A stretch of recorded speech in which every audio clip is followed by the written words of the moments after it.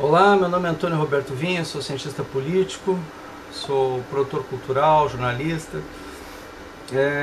Estou falando um dia depois, no dia 25 de janeiro de 2018, um dia depois do histórico evento que condenou em segunda instância Luiz Inácio Lula da Silva como ex-presidente da República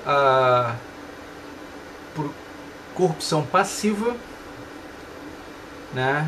E, se não me engano, lavagem de dinheiro também, coisa nesse sentido. Foram dois crimes que foram cometidos por Luiz Inácio Lula da Silva, né? Hoje ele é já condenado em segunda instância. Teoricamente, ele, pela lei da ficha limpa, não deveria ser candidato, mas é possível, é provável que um voto de revisão do STF faça com que ele se torne candidato. E como o presidente do TSE é Gilmar Mendes e ele vem tomando posturas contraditórias aos interesses de combate à corrupção, há uma possibilidade, uma probabilidade muito forte que ele saia candidato e que a gente vai ter que votar, fazer um voto anti-PT e anti-Lula em 2018, caso a gente não queira o retorno do PT ao poder e caso a gente tenha que combater a corrupção através do voto. Então isso é uma probabilidade real. Bom, dito isso, o vídeo de hoje é sobre um assunto que modificou o cenário, né? Modificou o cenário.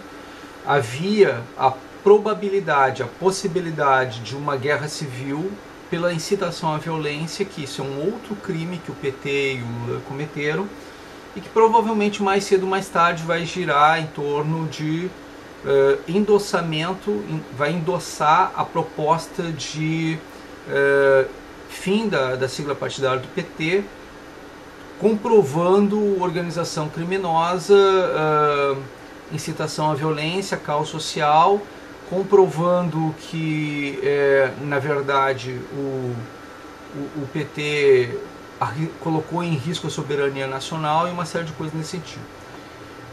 De outra monta, nós temos a situação que não há mais a necessidade de eventos e clamores populares, né, por intervenção militar, em hipótese alguma. Eventualmente pode ser que aconteça no dia da prisão do Lula alguma manifestação, alguma situação, e não creio que seja nacional. Eu acredito que pelo impacto que aconteceu aqui em Porto Alegre, por tudo que aconteceu aqui em Porto Alegre nos últimos dias, pela pressão que aconteceu, isso e aquilo, o dia que acontecer a prisão de Lula, pode acontecer manifestações em todo o território nacional, não que vá acontecer. O enfraquecimento do PT e o enfraquecimento de Lula ficou muito explícito, né? Nós tivemos aqui muito aquém daquilo que era apregoado nas redes sociais e pela mídia, né? Os grupos não conseguiram ter postura e ação, e nem sequer foi empregado as forças militares, as forças armadas nem sequer foram empregadas, foi só, né, a Força de Segurança Nacional, né, e a Brigada Militar do Estado do Rio Grande do Sul. E bastou, né? E já deu um cagaço neles, eles ficaram loucos de medo, se borrando, saindo daqui com o rabinho entre as pernas. Lula voltou correndo para o ABC Paulista, né? Se escondeu lá no sindicato dos metalúrgicos, em São José dos Campos, né? Para acompanhar de lá o negócio. Quando os petistas viram que o chefe deles pegou e saiu daqui, né, deixou eles gritando sozinho, talvez pelo medo de que ele viu que não tinha lastro para alguém defender ele aqui, um negócio assim, o que ele pegou e fez? Ele pegou e esvaziou o movimento com a própria saída dele, né? E aí eu disse nas redes sociais, ele fugiu. Não fugiu, porque todo mundo sabia onde ele estava. Não era assim, bem assim.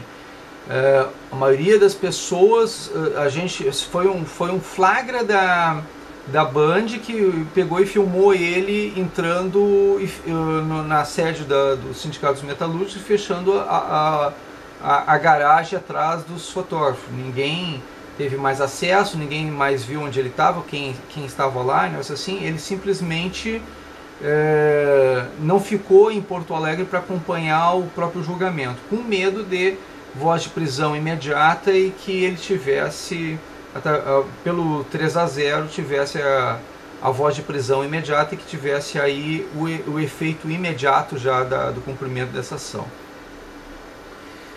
E isso acabou fazendo com que fragilizasse a imagem dele junto aos próprios petistas, né? Porque aquele que era chamado guerreiro do povo brasileiro, isso e aquilo, na verdade mostrou o quão covarde é, né? Não sequer ficou aqui para acompanhar o negócio, não ficou ao lado dos seus parceiros, não. Ele simplesmente foi se esconder, né? Se evadiu do local, não acompanhou, e ele percebeu. E as fotos aéreas, as filmagens que nós tínhamos daqui de Porto Alegre, o acompanhamento do negócio, eram grupos pingados de pessoas, não tinha grande volume, cada vez reduzia mais. Houve um esvaziamento gradativo do processo, houve 1 ou 2 momentos onde no dia anterior teve uma manifestação a mais, ou coisas assim, e era um grupo pequeno de participação, não era um grande grupo. Tanto que eles foram obrigados a usar fotos da Venezuela e de outros eventos anteriores para cobrir o evento do dia 23 e do dia 24 nas suas redes sociais, né? Então eles pegaram e colocaram como se houvesse uma grande multidão para mobilizar as pessoas. O fato é que quando as pessoas iam para o evento, elas viam o evento esvaziado. Eu tive gente minha infiltrada lá dentro, que depois foi reconhecida e foi obrigada a se afastar. Mas eu verifiquei as fotos que estavam mandando para mim, isso não pode ser verdade, é a mesma situação, o mesmo local, sim. É o mesmo local, a coisa está desse jeito, assim. Por isso que era tão fácil identificar alguém que não fosse deles. Por quê? Porque a pessoa chegava lá e já era facilmente identificada, porque não tinha ninguém. Não tinha ninguém, tinha muito pouca gente, né? Essa situação, algumas centenas de pessoas apenas, né?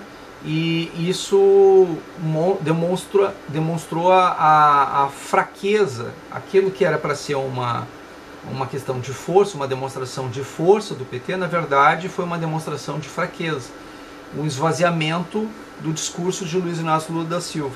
Claro que os militantes, os fakes virtuais, eles estão ainda agindo, isso, aquilo, aquele outro. Mas a gente percebe que aquilo ali é puro fogo de palha, que na prática Lula não tem mais força política, não tem mais voto, né? E não tem mais capacidade de mobilização nem sequer dentro dos sindicatos e dos movimentos. Os movimentos estão esvaziados, os discursos estão esvaziados, e diante disso a gente espera que as urnas também estejam esvaziadas de votos petistas, né? Talvez até da esquerda, né? É uma possibilidade. O Brasil deu uma guinada à direita para fazer uma transformação política, econômica e social. É a esperança do povo nesse aspecto.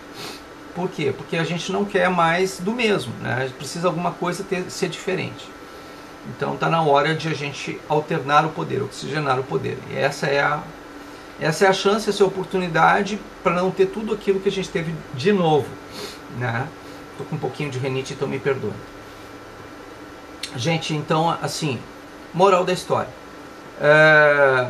Intervenção militar, ela aconteceria se nós tivéssemos uma guerra civil com invasão estrangeira aqui em Porto Alegre, que estava prestes a isso, estava sendo anunciado isso. O momento político, o momento histórico para que isso acontecesse era o dia 24, dia 23 e 24, eram os dias que isso deveria acontecer. Não aconteceu. Dia 25, não aconteceu. Hoje Porto Alegre está calmíssima, não tem nada. Então, diante dessa situação, foi afastado até o dia da prisão do Lula, que pode ser a qualquer momento, a qualquer tempo, dependendo das formas da lei, das situações da lei, né, a interpretação da lei. Essa prisão já pode acontecer a qualquer momento, né, se for entendimento do juiz nesse sentido, ou só após os recursos. Provavelmente será após os recursos, né, após o esgotamento dos recursos. Uma vez que isso ficar definido, a voz de prisão será dada, né, e eventualmente eu creio que seja após os recursos, para que não haja o risco nenhum de que ele possa alegar que não houve o esgotamento das defesas, né? Então, nesse aspecto, a justiça está sendo muito ponderada, muito calma, para exatamente permitir o esgotamento de todas as defesas, né? Porque se trata de um ex-presidente da República e ele é extremamente competente com seus advogados nesse aspecto de defesa, de autodefesa, né? Defesa jurídica do processo. Isso impede na verdade, a questão da necessidade de uma intervenção militar, porque não haverá guerra civil, não haverá invasão estrangeira, não até que Lula realmente seja preso. Se acontecer isso, não vai acontecer possivelmente ou provavelmente em Porto Alegre, porque Lula não estará em Porto Alegre. Provavelmente aconteça na região de São Paulo, que é onde ele reside, né? Ou se ele estiver em algum outro estado.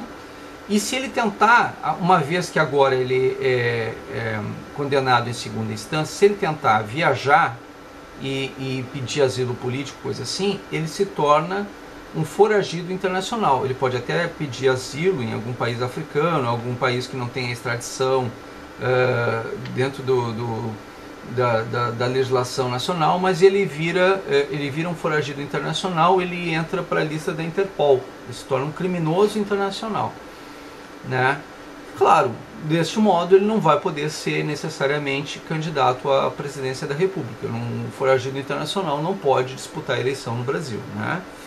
Então é uma opção para ele, mas nesse sentido se evita também a guerra civil nesse modo, né? Também se evita também se acontecer a guerra civil por parte do Partido dos Trabalhadores, imediatamente ele é cassado seus direitos políticos, também não vai concorrer às eleições aqui no Brasil. Então talvez não haja esse interesse por parte do PT, né?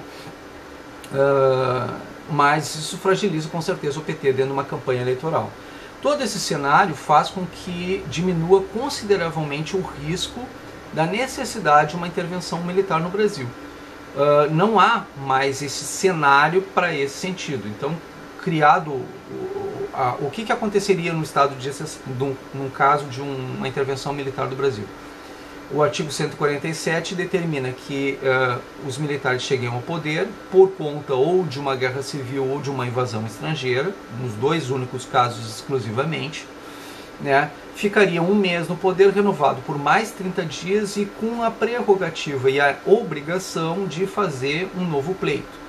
Neste caso, até este momento, quem é que levava vantagem sobre esse processo de intervenção militar? O próprio Lula.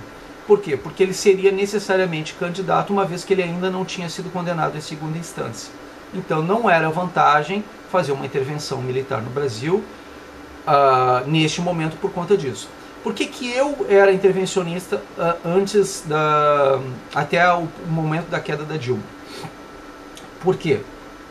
Porque se a gente fizesse a intervenção militar naquele momento, a gente deporia a Dilma Rousseff e não teria passado por aquele perrengue que foi a cassação dela e ainda ela mantendo seus direitos políticos.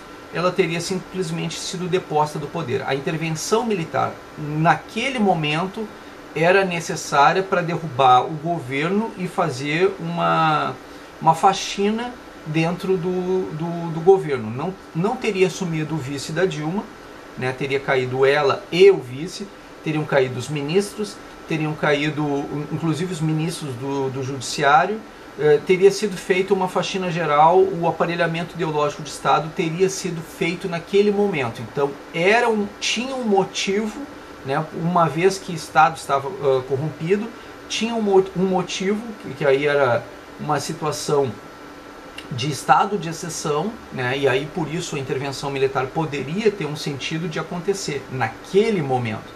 Uma vez que fizeram um impeachment de Dilma Rousseff, assumiu o vice, normalmente, dentro dos parâmetros da Constituição Federal, né? Entenderam naquele momento os políticos e os militares do nosso país que havia condição para que houvesse essa transição nessa maneira, respeitado os parâmetros jurídicos, né, da questão da investigação sobre o Luiz Inácio Lula da Silva, e não havendo necessidade de uma intervenção militar para a defesa da soberania nacional e não sendo necessário usá-los para a defesa de uma guerra civil local ou regional ou nacional, não há mais a necessidade da intervenção militar no Brasil. O que poderia acontecer seria um estado de exceção neste momento, que seria para a mesma finalidade. O estado de exceção se faz exceção, aí se retira, caso o poder judiciário estivesse comprometido a extremos, de forma que não houvesse mais a capacidade de defesa da nação através da lei, né, da ordem, que fosse rompido o direito constitucional, né, que houvesse abusos, que houvesse aparelhamento ideológico do Estado em favor de uma sigla político-partidária, ou que houvesse uma distinção de um indivíduo sobre toda uma nação. Se houvesse essa situação, um estado de exceção, através das forças de defesa da nação, que são forças de Estado, que defendem a nação, que são as Forças Armadas, aí poderia acontecer um estado de exceção para defesa da nação em nome da Constituição Federal, né? Isso deveria ter sido convocado, como as Forças Armadas são uma entidade de segundo escalão, e são apenas 3 votos, um voto do Exército, um voto da Marinha, um voto da Aeronáutica, haveria necessidade que ou o presidente do STF, né, que a presidente do STF, né, o presidente da Câmara e o atual presidente da República e o presidente do Senado, né, tivessem, que é vice-presidente da Dilma, né, mas na condição de presidente, e o presidente do Senado são os que teriam voto nessa situação, né? Então a Carmen Lúcia,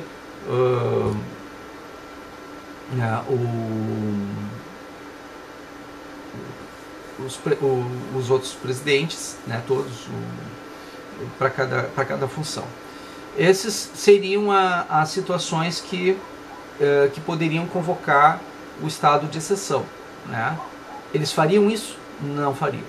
Não fariam. Não pode ser alguma, eles fariam isso. Se eles não vão fazer esse tipo de coisa, provavelmente não vai acontecer um estado de exceção, né? Nem a intervenção militar, nem o estado de exceção.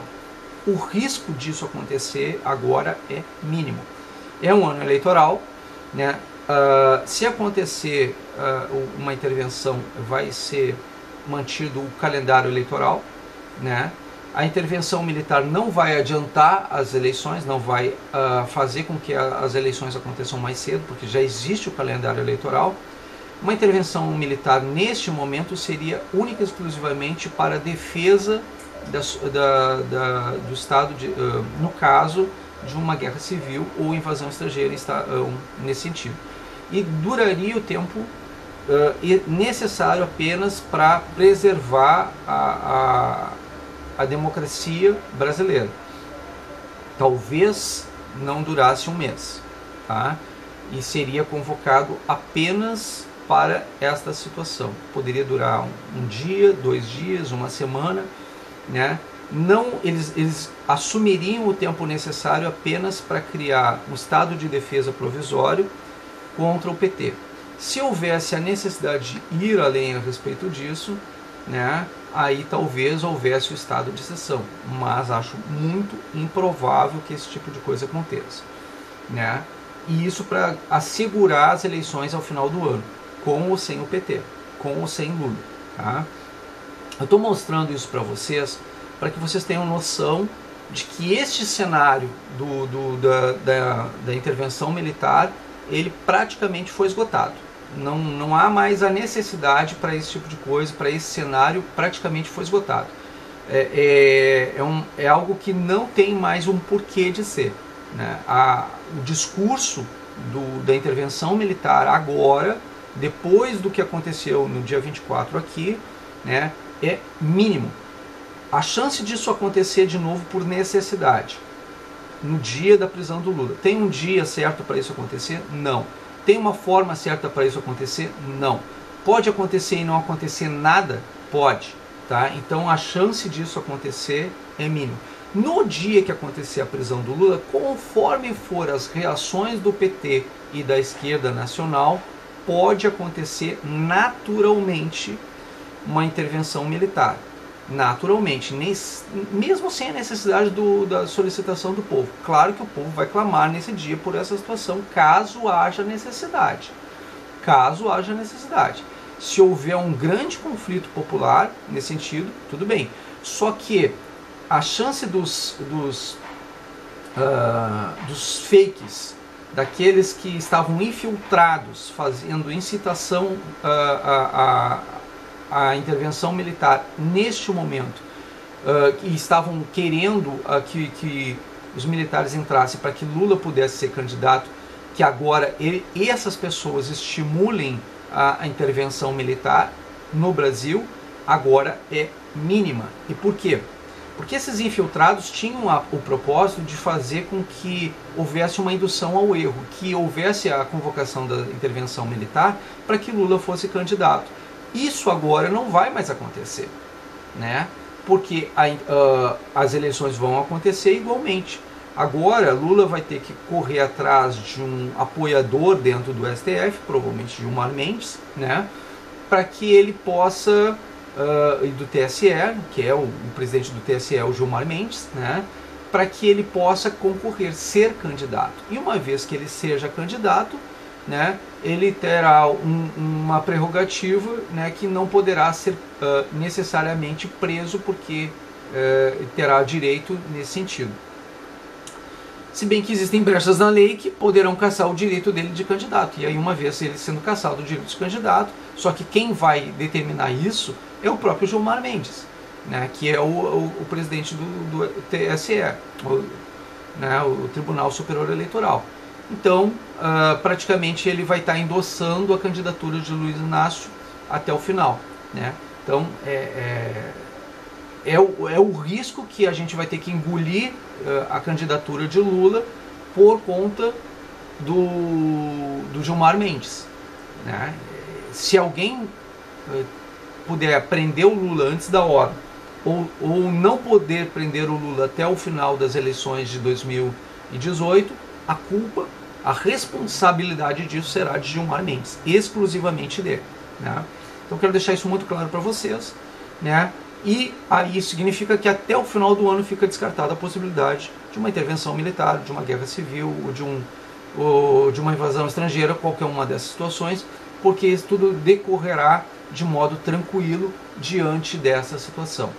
Uma vez que Gilmar Mendes diga Lula pode ser candidato, nada vai acontecer no Brasil até o final das eleições. Depois das eleições, de primeiro turno, pode acontecer, uma vez que Lula não chegue ao segundo turno, pode acontecer que ele seja preso. Uma vez que ele seja preso, isso pode influenciar diretamente nas eleições do segundo turno, e também pode acontecer que aí sim aconteça a intervenção militar, ou guerra civil, ou invasão estrangeira, qualquer outra coisa, por conta da postura que o PT vai tomar nesse sentido. Tudo isso pode acontecer só após o primeiro turno, se Gilmar Mendes liberar a candidatura de Lula.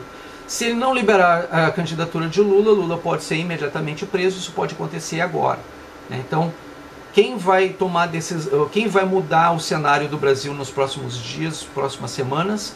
Gilmar Mendes. É isso que eu queria deixar bem claro para vocês, tá bom?